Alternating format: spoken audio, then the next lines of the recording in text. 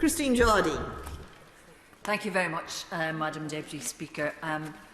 Today, I'd like to confirm that Liberal Democrats will not be supporting the Finance Bill and will be supporting the opposition amendments on which we vote today. There are several reasons which I've already expressed previously about this bill, specifically that it fails to address the cost of living crisis in this country. It fails to adequately address the need to have a greener, more sustainable economy and to shift to that.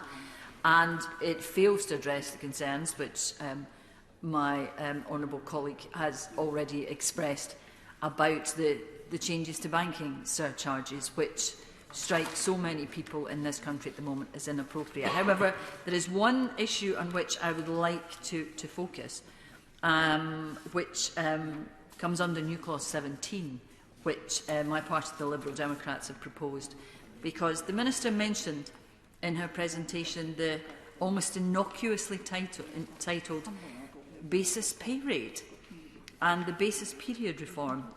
And one of the things which is frustrating about this finance bill is the more that you look into it, the more you look into the detail, the more you find to object to. And hidden in it are these huge accounting changes that will make life so much harder for tens of thousands of farming businesses and other partnerships and sole traders up and down this country. Because under the basis period reform, farmers will have to submit 2 tax returns instead of 1, doubling their administrative burden.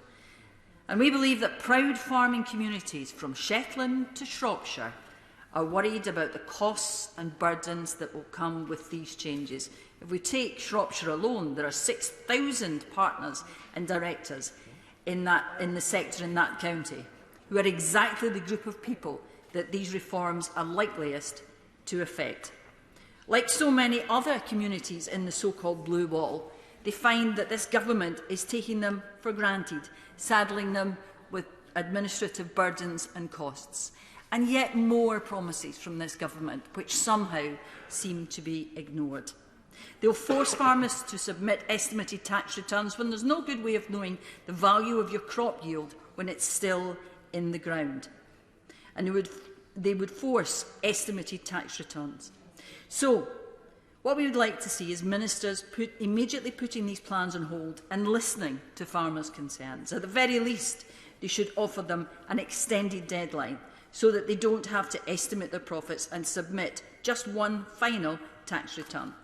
They should also explore the options laid out by the Office for Tax Simplification about changing the tax year to a December 31st end date.